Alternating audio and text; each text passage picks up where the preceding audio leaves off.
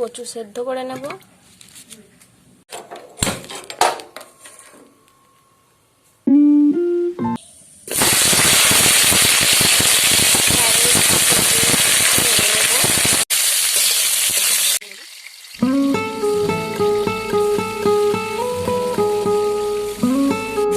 মাছগুলো লাল করে ভাজা হয়ে গেছে, এরপর তুলে পেঁয়াজ, টমেটো, রসুন কুচিয়ে রেখে দিয়ে দেবো সম্বরা,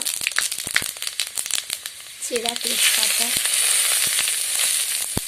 দুটো শুকনো লঙ্কা,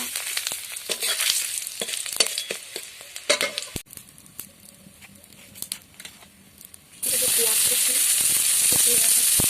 কুচিয়ে রাখা পেঁয়াজ, টমেটো, রসুন খুব ভালো করে কষিয়ে নেব।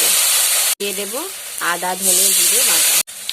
দেখুন পেঁয়াজগুলো ভাজা হয়ে গেছে। হলুদ, লঙ্কা গুঁড়ি, নুন সব পরিমাণ মতন দিয়ে দেবেন। ভালো করে মশলাটা একটু কষিয়ে নেবেন। মশলাটা আমার ভাজা হয়ে গেছে, তেল ছেড়ে গেছে। সেদ্ধ করে রাখা আলু, পরিমাণ মতন জল দিয়ে দেবেন। পেঁপে দিয়ে দেবো সেদ্ধ করে রাখা,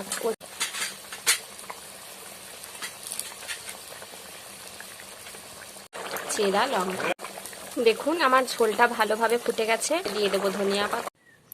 দেখুন সবজি দিয়ে মাছের ঝোল তৈরি।